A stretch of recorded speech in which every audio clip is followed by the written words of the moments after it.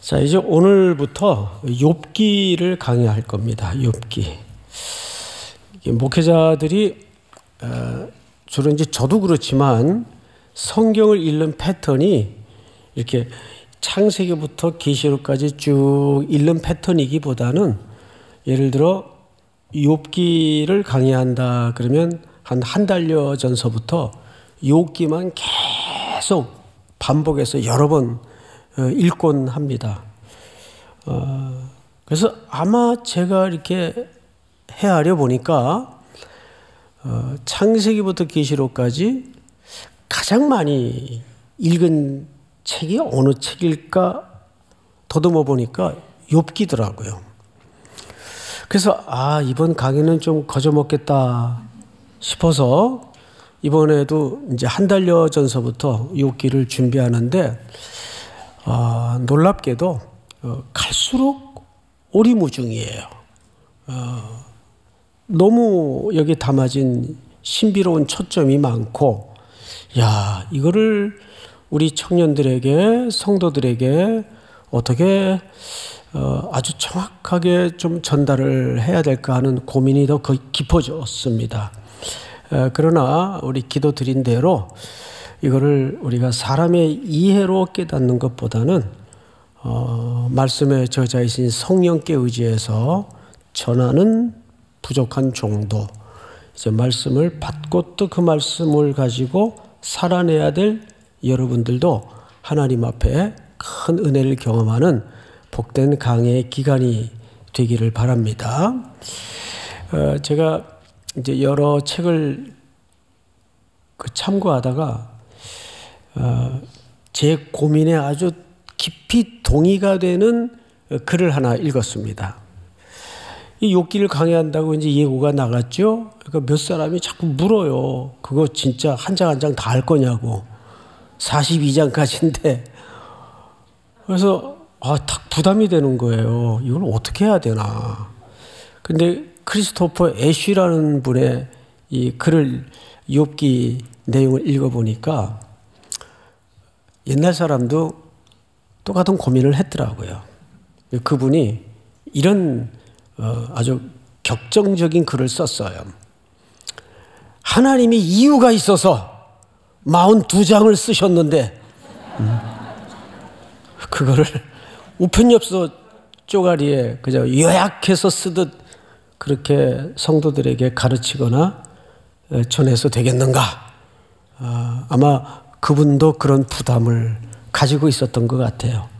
그래서 어쨌든 욥기는 42장까지 마치는데 여러분들이 절대 지루하지 않도록 지혜롭게 이렇게 좀 순서를 짜 나가도록 하겠습니다. 좀 지친다 싶으면 중간에 쉬었다가 다른 책을 하고 이런 식으로 해서라도 어쨌든 욥기는 뗄 겁니다. 자, 욥기가 얼마나 참 신비로운 책인가 하면 그 빅토리아 시대의 그 수필가 토마스 카일라일이라는 분 여러분 잘 아시죠? 이분이 이 욥기라는 책에 대해서 이렇게 얘기를 했어요. 욥기라는 책은 펜으로 쓴 책 중에 가장 위대한 책이다. 욥기라는 책은 펜으로 쓰는 책 중에 가장 위대한 책이다. 또 세익스피어 영국의 대문호는 욥기를 상처를 입어보지 않으면 흉터를 보고 놀린다 이렇게 썼어요. 상처를 입어보지 않으면 그 흉터를 보고 놀린다는 거예요. 그래서 욥기를 단순히 고난의 문제로 국한시켜 이해를 했던 것 같아요. 그런데 아주 우리나라의 아주 유명한 명문대학의 철학을 강의했던 교수님은 자기 철학 강의 시간에 종종 욥기를 가르치고 인용했다고까지 제가 직접 들은 적이 있습니다. 그래서 욥기를 하나의 철학의 범주로 또 이해하는 경우도 있어요. 그도 그럴 것이 욥기는 굉장히 모호한 백그라운드를 가지고 있습니다. 우선 1절만 봐도 이렇게 돼 있어요. 우스 땅에. 그러면 이 우스 땅이 어디냐? 일단 우스 땅은 학자들의 추정으로 볼 때 이스라엘에서 가운데 요단이 흐르면 저 북쪽에서 동쪽에 어느 민족이 살고 있었는가 하면 에돔이 살고 있었어요. 그 에돔 근처의 어디쯤 되지 않겠는가 추정을 합니다. 이게 확정적인 얘기는 아니에요. 이것도 추정이에요. 우스 땅. 그런데 학자들이 욥이 어디 출신이냐가 중요한 게 아니라는 거예요. 그가 이스라엘에 속한 사람이 아니라는 게 중요한 거예요. 다시요. 초점이 욥이 어디 출신이냐, 어느 땅에 살았느냐가 중요한 게 아니라 우스 땅에 살았는데 그 우스 땅 자체가 중요한 게 아니라 이스라엘 경내의 사람이 아니라는 게 중요하다는 거예요. 이제 그 이유를 조금 이따가 말씀을 드릴 겁니다. 자, 그러면 욥이라는 사람의 이 이름이 말하는 의미는 뭔가? 영어 번역을 보니까, 영어 성경을 보니까 욥이라는 한 사람이 그랬어요. 욥이라는 한 사람이. 그러니까 욥에게 방점을 찍은 겁니까? 어느 한 사람이 강조된 겁니까? 그렇죠. 어느 한 사람이 강조된 거예요. 자, 이게 왜 중요하냐 하면, 그러니까 이 이야기는, 욥이라는 책의 이야기는 욥이라는 어떤 훌륭한 특정인의 삶의 의미를 들여다보고자 하는 책이 아니에요. 보편적인 인간이 마주하는 고난이라는 본질을 통해서 그 고난 넘어 뭘 얘기하고 싶은가? 보통 우리가 욥기를 얘기할 때, 자, 우리 야고보서 5장을 한번 볼까요? 띄워주세요. 제가 좀 읽겠습니다. 이 신약 성경의 욥에 대한 정의입니다. 중요했겠죠? 이렇게 돼 있어요. 보라, 인내하는 자를 우리가 복되다 하나니 너희가 누구의 인내를 들었고, 그래서 우리 욥을 고난 가운데에서도 그 고난을 이겨내고 극복한 인내의 화신 정도로 여기까지만 읽고 치워요. 그런데 사실 본론이 뒤에 있다는 걸 많이 놓치고 봅니다. 뒤에 무슨 얘기가 있죠? 주께서 주신 결말을 보았거니와. 그러니까 욥의 저 먼 훗날의 결말은 누가 만드신 겁니까? 그렇습니다. 하나님이 만드신 결말이에요. 그러니까 욥의 인내도 그 기초와 근거가 누구의 주권 속에 있었다는 얘기일까요? 그렇습니다. 하나님의 주권 속에 있었다는 얘기예요. 이유를 볼까요? 보았거니와 주는 가장 자비하시고 긍휼히 여기시는 이시니라.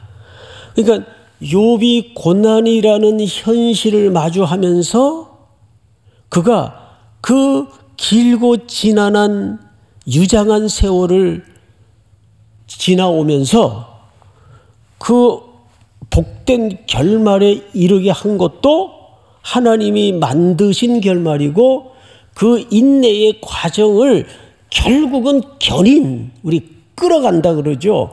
견인하신 것도 기초가 뭐예요? 하나님이 자비하셨고 하나님이 긍휼히 여기셨기 때문이다 그 말이에요. 믿습니까? 그러니까 이 욥기라는 책은 주인공은 욥인데 누구의 스토리예요? 하나님의 이야기예요. 그러면 욥이 마주한 고난을 통해서 하나님은 무슨 얘기를 욥을 통해 하고 싶었던 걸까?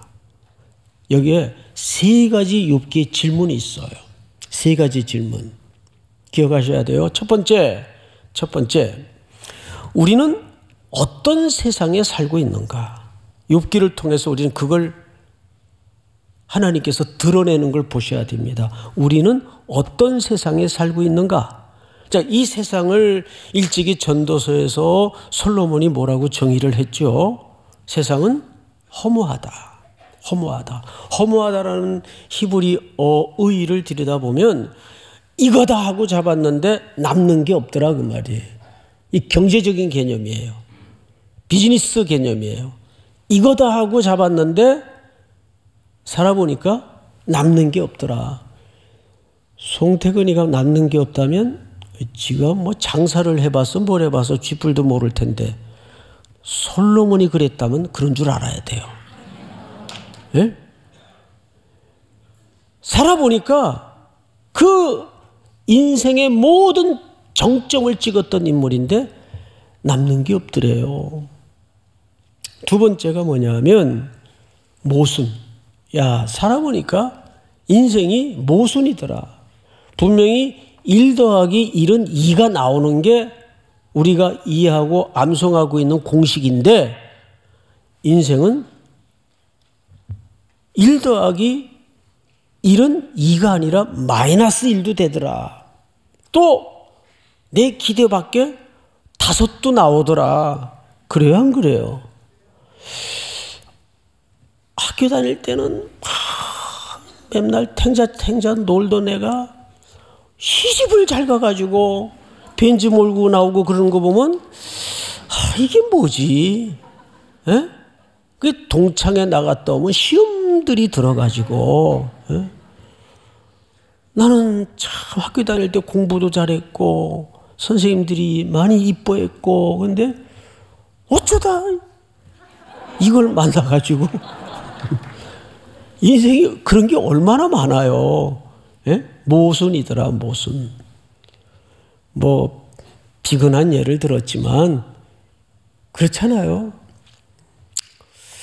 저는 제가 지금 목사하는 것도 모순이에요. 제가 볼 때는 정말 목사 할 수 있는 사람이 아닌데 그냥 모순이에요. 이것도.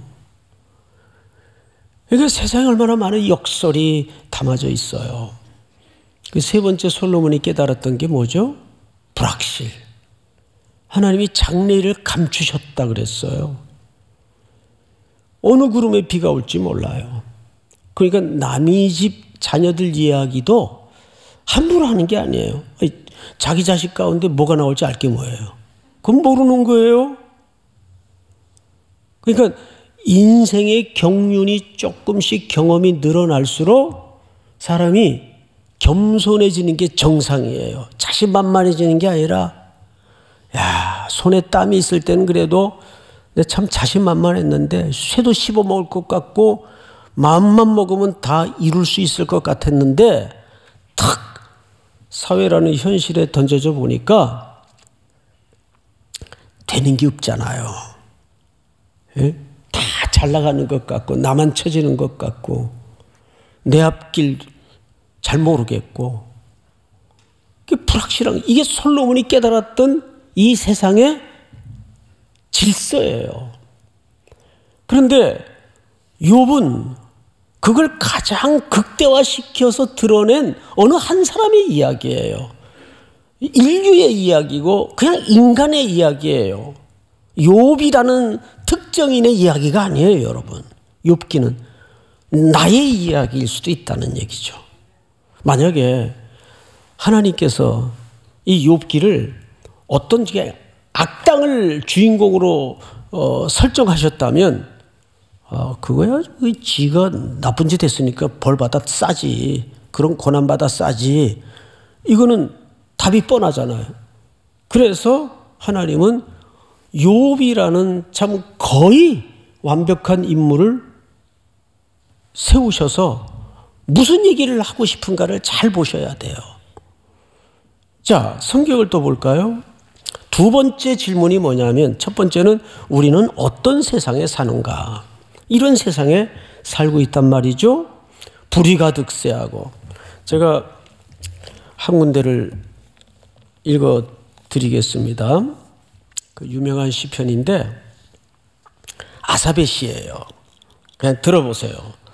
하나님이 참으로 이스라엘 중 마음이 정결한 자에게 선을 행하시나 나는 거의 넘어질 뻔하였고 과거에 자기가 이게 뭔가에 대한 세상에 돌아가는 무질서를 보면서 한때는 하나님 앞에 이런 질문을 할 수밖에 없었다는 이야기를 훗날 하는 겁니다. 나는 거의 넘어질 뻔하였고 나의 걸음이 미끄러질 뻔하였으니 이는 내가 악인의 형통함을 보고 오만한 자를 질투하였음이로다. 그들은 죽을 때에도 고통이 없고 그 힘이 강건하며 사람들이 당하는 고난이 그들에겐 없고 사람들이 당하는 재앙도 그들에겐 없나니 그러므로 교만이 그들의 목걸이요 강포가 그들의 옷이며 살짐으로 그들의 눈이 솟아나며 살이 쪄가지고 눈이 솟아났다는 얘기. 정말 살떨리는 시적인 표현이죠. 쭉 나와 있어요. 그리고 그들의 소득은 마음의 소음보다 많으며 1억만 있으면 좋겠는데 하나님 막 10억 주시고 손대는 것마다 대박 나고 누가 악인은 그러더라는 얘기예요. 악인은 누구는 자빠져도 똥밭에 넘어지고 저 사람은 악당인데 자빠져도 금밭에 넘어지고 삶이 그렇게 되더라는 거예요. 그래서 실족할 뻔하였대요. 실족할 뻔. 그런데 이 시인이 언제 그걸 깨닫는가 하면 내가 어쩌면 이를 알까 하여 생각한 즉 그것이 내게 심한 고통이 되었더니 당연하죠. 하나님 나는 하나님의 백성이고 하나님의 자녀인데 나한테 왜 이러세요? 대체 내가 뭘 잘못했어요? 어쩌면 이를 알까요? 심히 고통이 되었더니 하나님의 성소에 들어갈 때야 그들의 종말을 내가 깨달았나이다. 어디 들어갈 때요? 하나님의 성소. 여러분 하나님의 성소가 뭐예요? 구약에서 가장 성소의 심장부가 지성소 아니에요. 지성소. 자, 하나님의 면전 앞에서 예수 그리스도의 자비와 그 긍휼을 내가 깨달았을 때야 비로소 이 전말의 의미를 알게 되었다 그 뜻이에요.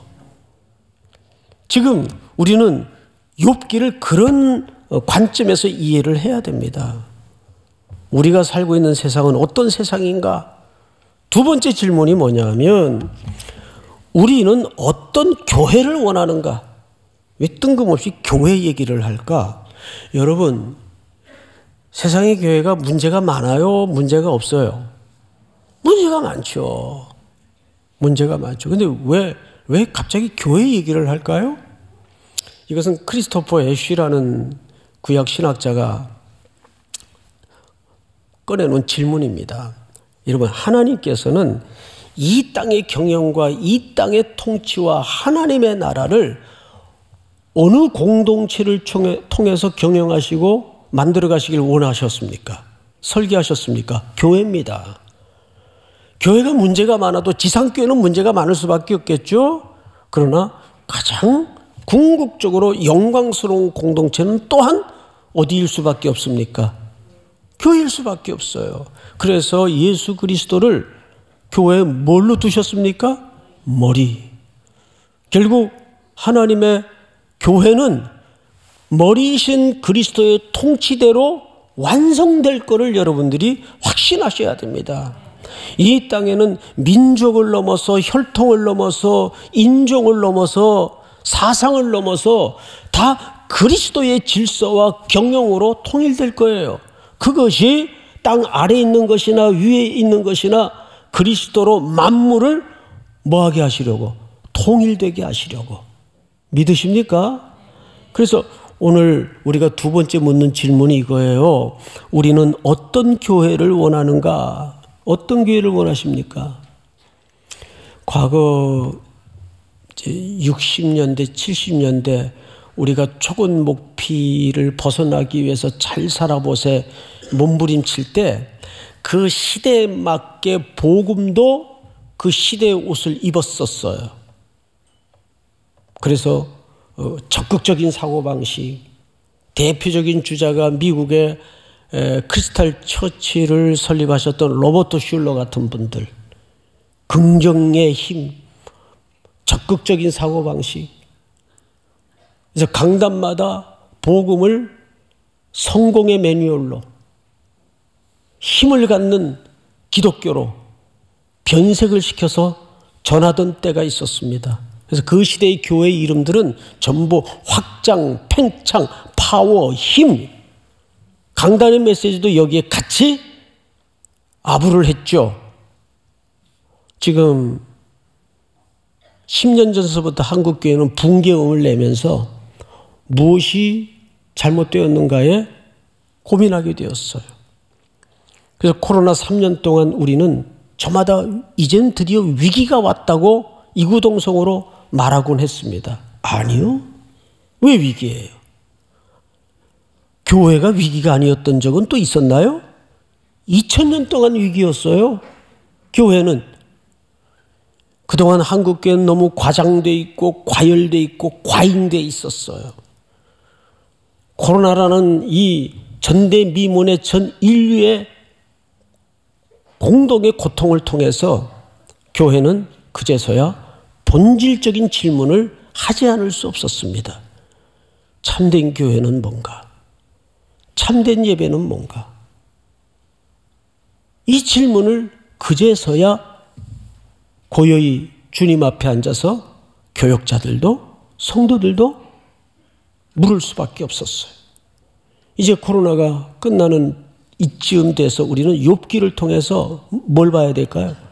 그래서 교회는 어디로 가야 될 것인가? 이 답을 찾아 길을 떠나야 돼요. 그래서 교회는 어디로 가야 될 것인가? 우리가 지금까지는 어떻게 걸어왔고, 그래서 교회는 앞으로 어디로 가야 될 것인가? 그것은 단순히 공동체라는 과제가 아니라 나 개개인의, 여러분 각자가 그리스도의 뭡니까? 지체요 교회지 않습니까? 우리의 숙제이기도 합니다. 이것이 우리가 물어야 될 질문이에요. 그렇게 적극적인 사고방식을 주창했던 미국의 실용주의적 신학을 통해서 그걸 그대로 카피한 한국교회가 어떻게 됐나요, 지금? 대형교회를 중심으로 사고가 터지고 잘못된 성경적 기초를 통해서 사회에 더 교회에 대한 불신이 쏟아졌어요. 그렇다고 교회가 무용한 공동체인가요? 그럴 수는 없지 않습니까? 그 명성을 날렸던 크리스천 처치는 지금 어떻게 됐나요? 교인이 모이질 않아가지고 운영이 안 돼서 결국은 큰 카톨릭 재단으로 넘어갔어요. 팔렸어요. 이게 얼마나 한 세대를 버티지 못하고 무너지는 모습을 온 세계의 교회가 경악을 금치 못하고 주목했던 참 슬픈 현대사예요. 그것이 이 시대의 교회가 앞으로 어떻게 가야 될 것인가에 대한 중요한 명제를 던지는 겁니다. 우리는 어떤 교회를 원하는가? 전부 움켜쥐고 확장하고 팽창하고 힘을 갖고 이 사회의 헤게모니를 잡고 계속 이런 복음을 원하십니까? 아니면 이제는 한국교회 그동안 부어준 하나님의 은혜와 복들을 이제는 우리의 이웃되게 하신 이들과 함께 어떻게 흩어주고 나누고 함께 할 것인가? 이 고민에 천착해야 돼요. 한국교회는 이 고민으로 방향을 잡지 않으면 어쩌면 주님 다시 오시는 날까지 기회가 없을지도 몰라요. 마지막 세 번째 질문이 뭐냐 하면 우리는 어떤 구원자를 원하는가? 도대체 선거 때마다 이 시대의 메시아는 누구인가? 이런 카피를 볼 수가 있어요. 그런데 사회도 그렇게 질문을 했다면 정말 교회는 도대체 어떤 메시아를 원하십니까? 예수님이 오셨을 때 그 시대가 원했던 메시아는 정치적 메시아였고 힘을 가진 메시아였고 우리의 빵을 해결해 주는 메시아를 기대했어요. 그러다 보니까 참된 메시아가 오셨음에도 불구하고 그 메시아를 바로 보지 못하는 역사적 죄악을 저질렀죠. 로마서 5장을 한번 띄워주실까요? 우리 전체가 한번 같이 읽겠습니다. 다 같이 시작.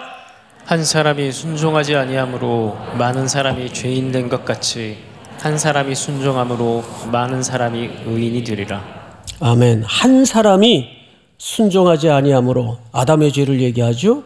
아니함으로 많은 사람이 죄인 된 것 같이 한 사람이, 둘째 아담이시죠. 예수 그리스도, 사람의 아담의 형상을 입고 죄인의 몸을 입고 이 땅에 오신 한 사람의 순종을 통해서 많은 사람이 뭐가 됐어요? 이 질서와 원리는 오늘 우리에게 매우 선명하고도 깊은 명제입니다. 하나님은 집단을 원하는 게 아니에요. 숫자를 원하는 게 아니에요. 하나님이 찾으시는 진정한 새로움, 부흥은 언제나 한 사람이에요. 이스라엘이 포로로 돌아와서도 타락에 해가 뜨고 해가 지니까 하나님께서 2차 포로 귀환을 시키시는데 에스라 선지자를 1차 포로 귀환의 10분의 1도 안 되는 숫자를 올려보내십니다. 이스라엘로. 듣던 소문보다 이 백성들이 계속 정신 못 차리고 70년의 그 혹독한 풀무의 역사를 잃어버리고 잊어버리고 여전히 죄짓고 우상숭배하던 모습을 목격하면서 에스라는 사람을 끌어모으고 부흥의 기획을 하고 하지 않았어요. 아와 강가에서 혼자 앉아 웁니다. 기도합니다. 많은 수가 필요한 게 아니에요. 뭐 연합해가지고 세를 모아서 그 세력으로 기독교는 새로워진 적이 없어요. 세상을 바꾼 적도 없어요. 언제나 하나님 앞에 마주 앉은 한 사람. 우시아 왕이 죽던 해에 온 나라가 끝난 것처럼 저마다 혀를 놀리고 있을 때 성전에 한 사람이 들어앉아 있습니다. 이사야. 그리고 그가 하늘의 비전을 보죠. 하늘 성전을 봐요. 그런데 하나님의 보좌에 앉으신 이가 있는데 그분의 입으신 옷이 지상 성전까지 드리워서 눈부신 그림을 봤어요. 이사야에게 보여줍니다. 그게 무슨 뜻일까요? 저마다 이제는 조국은 끝났다. 희망이 없다라고 소문이 과장되고 가짜 뉴스가 돌아다니고 나라가 절단난 것처럼 그러고 있을 때 이사야에게 하늘의 비전을 보여주는데 여전히 하나님은 그 보좌에 앉으셔서, 보좌는 어떤 곳입니까? 통치가 시작되고 심판이 이루어지고 최종적 영광이 돌아가는 것이 보좌의 기능이고 의미 아니겠어요? 그 보좌에 앉으신 이의 옷자락이 지상 성전까지 드리웠다는 것은 여전히 하나님이 이 세상을 경영하시고 통치하시고 운영하시고 계시다는 뜻을, 의미를 이사야에게 보여준 거예요. 한 사람이 그 그림을 봐야 돼요. 믿으십니까? 기독교는 한 번도 숫자의 다수로 부흥이 되고 안 된 적은 없어요. 시대가 새로워지고 안 새로워진 적은 없어요. 언제나 하나님 앞에 마주 앉은 한 사람. 믿습니까? 로마서 5장 19절을 다시 보시면 한 사람이 순종하지 아니함으로 많은 사람이 죄인 된 것 같이 한 사람이 십자가에 죽기까지 순종하심으로 많은 사람이 의인 되리라. 결국 예수 그리스도의 죽기까지 십자가에 순종하신 그 한 사람의 순종이 시대를 살리고 역사를, 물줄기를 바꾸지 않습니까? 교회는 그런 곳이어야 합니다. 교회는 자꾸 미니스트리, 사역, 어떤 세상이 말하는 세상의 것들을 더 확대시키고 팽창시키는 그런 힘이 필요한 것이 아니에요. 계속 본질로 들어가고 내부로 들어가서 저희를 지도하셨던 영적인 아버지인 내수동교회 원로 목사님 박이천 목사님께서 항상 가르치실 때 큰 바위를 부수려면 다이너마이트를 심어야 되는데 그냥 파기 힘드니까 겉에다가 묻혀놓고 파묻어 놓고 터뜨리면 겉에 일부만 터져나갈 뿐이다. 이걸 완전히 부수고 깨트리려면 계속 핵심 중심까지 파고 들어가서 구멍을 뚫어서 거기에 폭약을 심어 터뜨릴 때 그 불가능할 것 같은 바위가 터지고 깨지는 법이다. 교회는 그런 본질에 집중할 수 있어야 됩니다. 세상이 하도 아침마다 고양이 눈알처럼 바뀌니까 그 바뀌는 변화무쌍한 속도에 따라서 교회가 너를 띄고 춤을 추면 안 돼요. 그럴수록 교회는 움직이지 말고 계속 뭐에 집중해야 돼요? 복음에 집중해야 돼요. 세상이 흉내낼 수 없는 가치에 집중해야 돼요. 믿으십니까? 자, 그러면 이제 이렇게 우리는 어떤 세상에 살고 있는가? 우리는 어떤 교회를 원하는가? 우리는 어떤 구원자가 필요한가? 세 가지 질문을 했다면 이제 우리가 욥의 프로필을 잠깐 보십시다. 오늘 어차피 개요 시간이니까 우리가 본문을 자세히 들어가지는 못합니다. 욥의 프로필을 좀 보십시다. 1절 우스 땅의 욥이라 불리는 사람이 있었는데 그 사람은 첫째 어떤 사람이에요? 온전한 사람이에요. 이 번역을 잘한 것 같아요. 온전하다는 것은 퍼펙트하다는 의미가 아니에요. 자, 우리 욥기 13장을 보시면 욥도 불완전한 모습이 소개되어 있어요. 띄워볼까요? 같이 읽습니다. 시작. 주께서 나를 대적하사 괴로운 일들을 기록하시며 내가 젊었을 때 지은 죄를 내가 받게 하시오며. 그는 완전한 사람은 아니에요. 여전히 우리처럼 성정이 연약하고 실수하고 죄를 짓는 사람이에요. 근데 여기 온전하다는 말은 그것과는 조금 다른 의미입니다. 자, 성경을 또 볼까요? 그 다음에 정직하여 하나님을 경외하며 악에서 떠난 자라. 굉장히 종교적 차원에서도 신앙심이 아주 탁월한 사람이에요.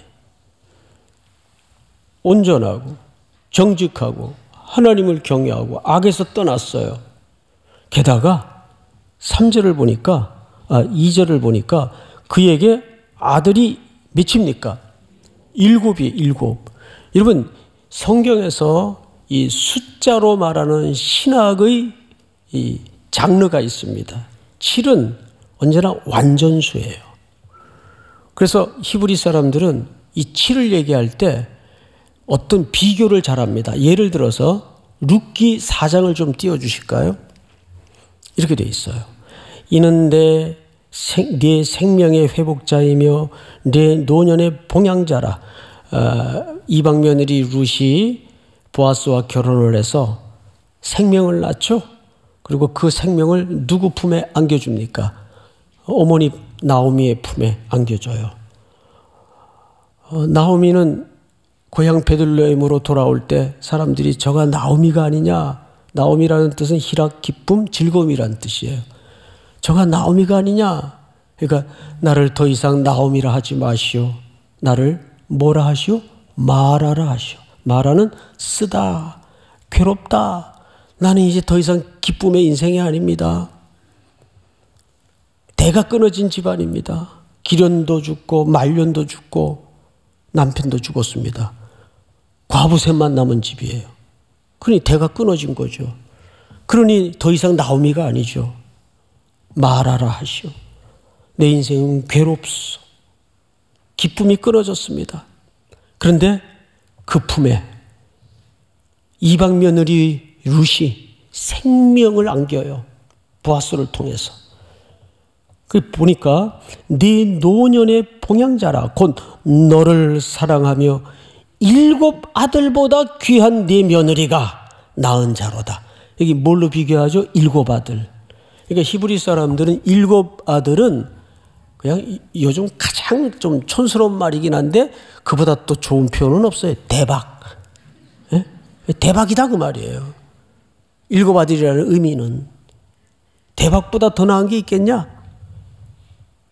이렇게 비교를 할 때. 그러니까 욥에게 7 아들이 있었어요. 딸은요 3명이에요. 딸은 3명. 합이 10명인데 다 완전한 숫자적 신학의 의미를 갖고 있습니다. 3은 누구의 숫자입니까? 3이 하나님의 숫자예요. 3은. 그러니까 7 아들에 딸 3세. 합이 10남매예요. 다복해요. 그뿐이겠어요? 3절을 보세요. 그의 소유물은 양이 7,000마리요 낙타가 3,000마리요 소가 500Ɬ이요 암나귀가 500마리며 종도 이 많은 목축을 경영하려면 셀 수 없이 많았겠죠. 종도 많이 있었으니 이 사람은 동방 사람 중에 가장 훌륭한 자라. 이런 캐릭터를 요즘 우리 청년들이 사케. 예? 사케가 뭐의 준말인지는 아시죠?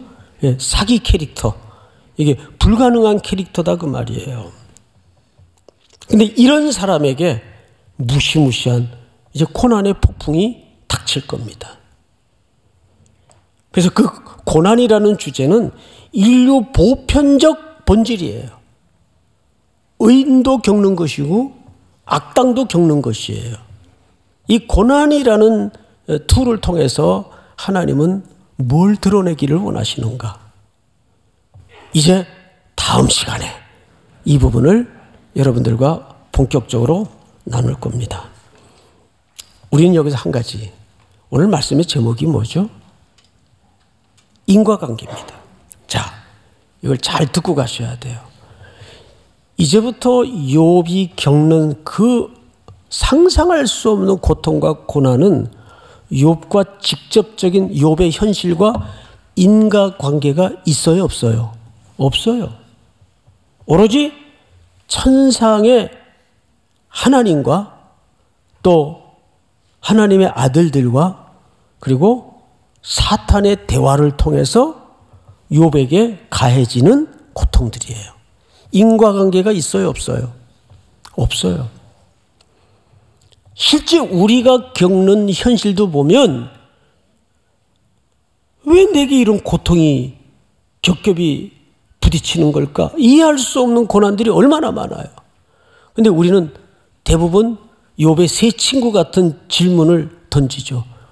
욥의 3 친구가 소문을 듣고 찾아와서 뭐라 그러죠? 야, 생각을 해봐. 너 하나님 공의로운 하나님인 거 믿지? 믿지. 그렇다면 너한테 까닭 없이 이런 고통을 주실 리는 없지 않은가? 여러분, 이 말이 훨씬 설득력 있는 거 아세요? 차라리 그 친구들은 뭐라고 떠났는가 하면 네가 알지 못하는 저 심연의 깊은 곳에 하나님과 풀어야 될 어떤 숙제가 있을 수 있어. 죄의 문제를 해결을 해야 되는 게 있을 수 있어. 그러니까 이번 기회에 회개하고 하나님과 회복하는 계기가 되길 바라네. 이게 훨씬 설득력이 있어요. 논리적이고 합리적이에요, 이 질문이. 근데 이 프레임을 뭐라 그러냐면 율법주의 프레임이라고 그러는 거예요. 이 프레임에 누가 걸려요? 욥이 걸려요. 그래서 친구가 그 말도 안 되는 위로를 하고 떠난 다음에 욥은 자기를 처절하게 돌아봅니다. 젊은 날의 어린 날의 기억서부터. 그런데 그래도 이렇게 10자녀를 잃어버리고 모든 재물이 한꺼번에 날아가고 자기 몸마저 이렇게 만신창이가 될 정도로 굳이 자기가 그렇게 죄를 진 게 별로 없어요. 그래서 하나님 앞에 무서운 항변을 하기 시작합니다. 욥은 인내의 화신이 아니라 계속 그때부터 댕댕거리고 하나님 앞에 화를 내고 질문을 해요. 오늘 그 얘기예요. 그 속에 내가 있고 우리가 있는 거예요. 그래서 그 답을 어디로 끌고 가시는가?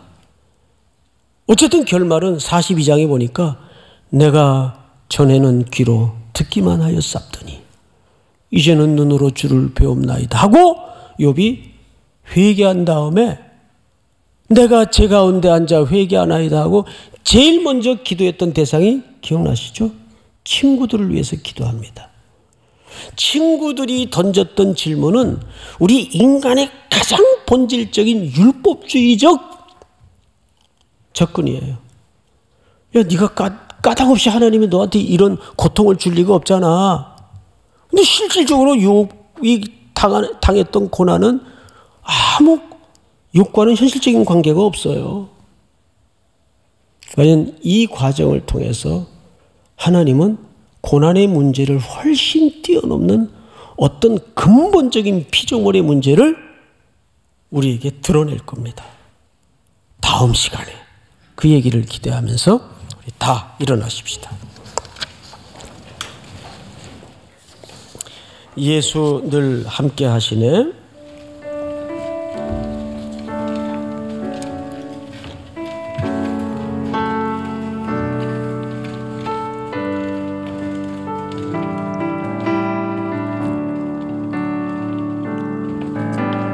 고단한 인생길 힘겨운 오늘도 예수 내 마음 아시네. 지나간 아픔도 마주할 세상도 예수 내 마음 아시네. 하루를 살아도